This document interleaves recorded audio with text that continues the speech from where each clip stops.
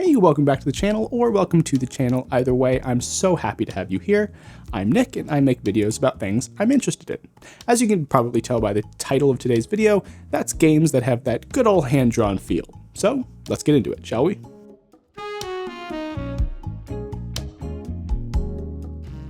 Venba is a short little indie game about an Indian family who moved to Canada and their struggle to keep hold of their culture and identity in this new country that they're in. The story is beautiful, and as somebody who is dating a first-generation immigrant, the themes in this game really hit a lot closer to home than some others do. This is a very real struggle that I can see in her family all the time, and it's one they've talked openly about with me. And that is such an important story to tell, not only because art which comes from a struggle oftentimes has the greatest impact, but also because it can help to humanize and personalize people who in recent years have become less and less humanized by the nations of the world. But you're here for the games, not the politics, so let's talk about that. The beauty of the story absolutely carries over into the art style. It's this really unique and stunning, almost oil pastel kind of style of drawing where everything is very clearly delineated, but also... Why am I trying to describe art to you? Just look at it.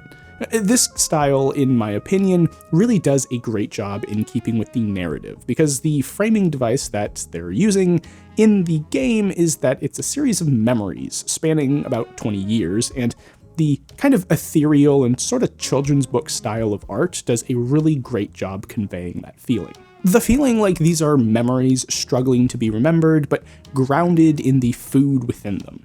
And that is one of the places where this game really stands out, the foods. Not only do they absolutely make me want Indian food for dinner every single time I play this game, but you can almost smell them while you're cooking them in-game. And the audio carries a lot of weight in that regard. The sizzling and popping that you hear when you cook, mixed with the sounds of different pots and pans, gives it this really lively and incredibly vivid feeling that not many mechanically simple games can achieve.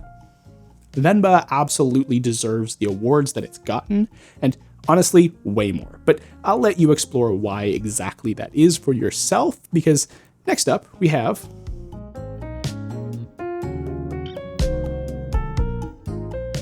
Mail Time is a game that I've covered way back at the beginning of the channel, and I actually think it was one of my first games that I covered, period. But in case you haven't heard of it before, let's check it out. This is an adorably cozy little mail delivery game, and it's the only game on this list which is 3D. However, as you can tell, that certainly doesn't stop it from feeling like a pop-up book come to life. The art style here is like peak cozy. It's magical cottagecore to the bone, and I love that about it. You start the game off with your first assignment as a mail delivery person, and you get to create your little mail delivery person from scratch. And this is one of the first things I loved about the game. It's very much queer-friendly. You can give your character whatever pronouns you like, and the character model itself is very much androgynous, so you can feel free to project whatever you like onto them. But while the actual variety of clothing and character features is a bit more on the Stardew Valley side rather than like the Baldur's Gate side, it's certainly enough to give your little person all the individuality you might want. And no matter what they look like, I promise you'll love their personality. It's a fairly short game, and there are all kinds of cute little character moments I don't want to spoil for you, but suffice it to say, I loved interacting with everyone around my route. And while sure, they could be boiled down to quest signs and receptacles, the devs did a phenomenal job with giving them their own personalities, which always made me incredibly excited to stumble onto the next part of my extensive and ever-growing list of deliveries. The navigation around the world feels fluid and natural, and it never felt like I was struggling to get where I needed to go outside of what the devs intended for me to struggle with. Mail Time is one of the most unique experiences I've had with an indie game in a long time, and I can't recommend it higher. But let's move on to our next game now, with a title lots of people have been asking me to take a look at, with...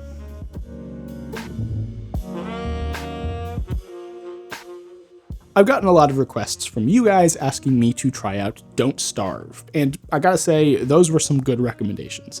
One of my favorite game genres of all time, as many of you probably already know, is survival crafting, so I was a shoo-in for this game. But I was very much surprised when I actually tried the game, just how different of an experience it was from what I'm used to. but believe me, in a good way. If you haven't played it, Don't Starve is a survival crafting roguelike. Basically, that means that you're dropped into a new map every time, and when you die, that round is over. Now, most roguelikes these days recognize that losing everything when you die kinda sucks. So many of them let you at least take a few things with you after you die to the next round. Or, like Hades, they let you make permanent upgrades to your character, which can help you in your future runs. Now, while I do really like this approach in a lot of games, because I think it helps to give lasting value and motivation to each run you do, I can certainly respect the permadeath approach that Don't Starve takes. The general premise is that you're dropped into a strange land and you have to try not to die. You do this by collecting a bunch of different resources, and eventually you learn all these different tool recipes, and you're able to increase the likelihood that you will survive the night. And that really is what you're trying to survive. The night itself is the biggest threat to your survival. While there are all manners of weird creatures to stumble upon on your adventure in this strange new world, not all are hostile, and most that are, you can just kind of turn tail and run from. The dark, however, absolutely the f*** not. Your only chance of surviving the night is to build a fire of some kind. The easiest and first thing you learn to make is a torch, and then a simple campfire. In general, this is all you need. The campfire lets you stay in one area for a long time if you're the type to wait out the night, whereas the torch lets you walk around and continue to explore. This is such a cool mechanic, and the way that they're able to make the dark feel like this just all-consuming shroud of despair and danger is remarkable. If you're feeling like a cozy game that wants to kick your ass, or maybe you're kinda in the mood for some creepy turn-of-the-century New England type vibes, this is the perfect game for you. It's such an atmospheric game, and that distinctive hand-drawn feel has a lot to do with it. But it's not only that. They also take some lessons from the Charlie Brown school of thought when it comes to voice acting.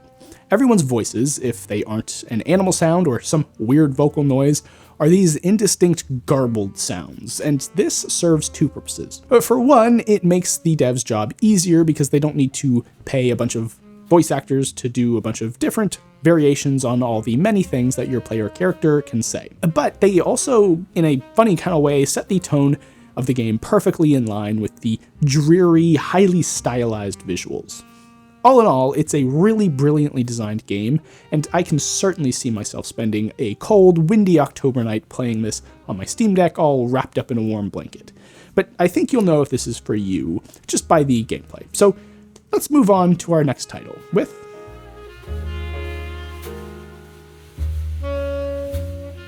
Potioncraft is the polar opposite to our last game when it comes to the vibes. Well, also the gameplay, it's just a totally different game.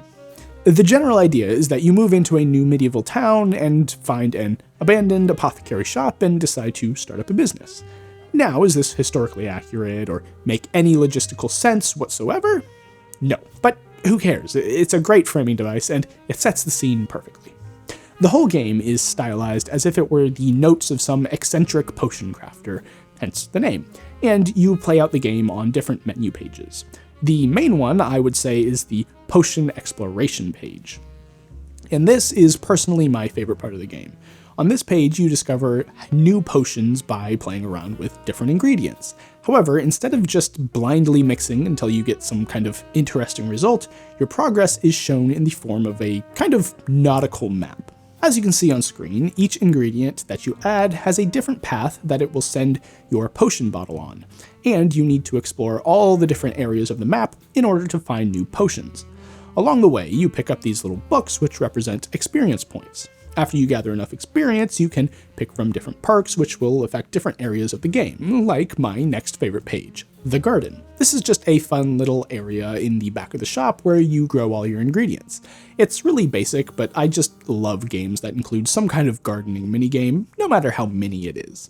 The next most important screen is probably the shop screen where you take orders for different potions. After you've explored the map and found a new potion, you can save it into your recipe book and quickly pull it up to make it if a customer needs that potion. In the early parts of the game that you're seeing here, a lot of people ask for health potions or poison potions, but they get more varied as you go. If you don't have the potion, you have to weigh the risk of sending that customer away, which will hurt your reputation, or spend resources trying to find the recipe for the potion that they're looking for, which could potentially put you in the position where you aren't able to make the potion for the next person. It is, at its core, a game about balance. You need to balance your use of resources for discovery with your need to make potions to bolster your reputation around town. Oh, there's also this haggling minigame on the storefront screen, which I won't lie, I don't fully understand even after having read through the tutorial for it, but the idea is that you can talk up a customer and potentially get a better price for your potion, or talk down a vendor and get a better price for whatever you're buying from them. Basically, if you're the kind of person who loves optimizing and managing in games, this is going to be right up your alley.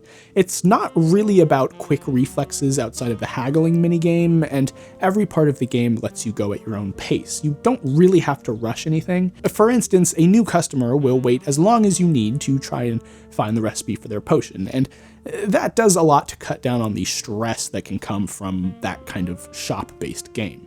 But I hope this has been enough gameplay and explanation to get you to the point where you know if this is for you or not. I personally loved it. It's just such a chill experience. They do a really great job making you feel in total control no matter what you're doing. The polish on this game is amazing, and it's probably one of my favorite art styles on this list. Just everything about this game is compelling to me, and I hope to you as well.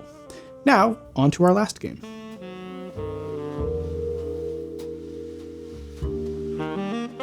This is a really unique game. The others we checked out on this video are all pretty standard video games, just with a cool art style or a unique take on the genre.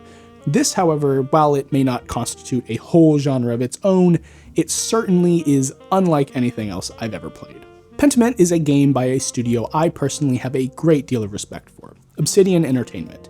If that name sounds familiar to you, you're probably a fan of one of their many critically acclaimed titles like Fallout New Vegas, The Outer Worlds, Grounded, Pillars of Eternity, Neverwinter Nights, and now one of my all-time favorite fantasy RPGs, Avowed.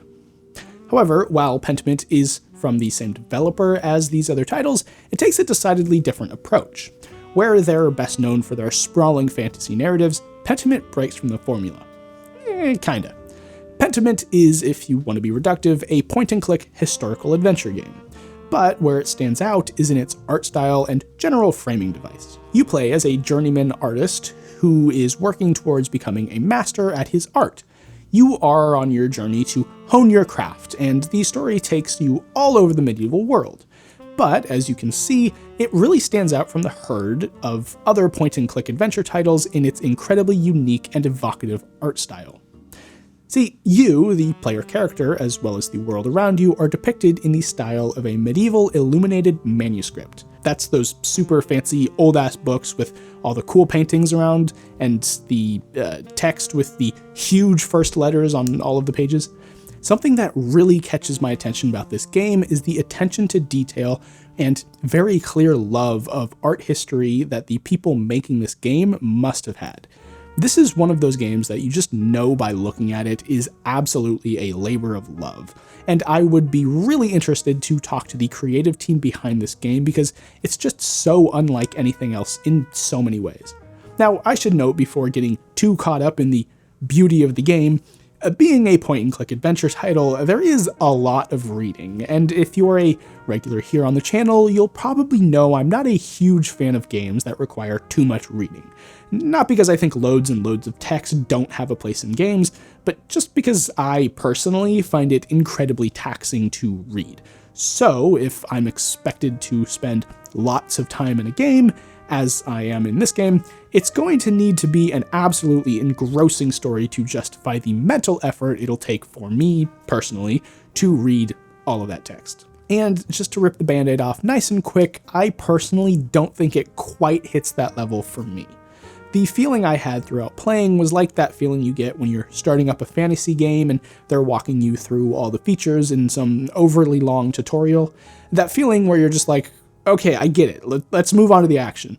Except the action just didn't come. However, I don't think that makes this a bad game. It simply means it's not for me. I know for a fact that there are lots of people out there who would love this game, possibly for that exact reason. So while I personally didn't fall in absolute love with it, and I honestly probably won't play very much farther in, that is by no means me saying that this game isn't good. If you're the type of person who can sit and read for hours on end and not get tired, well, you're probably also a history person, and this game is exactly designed for that type of player.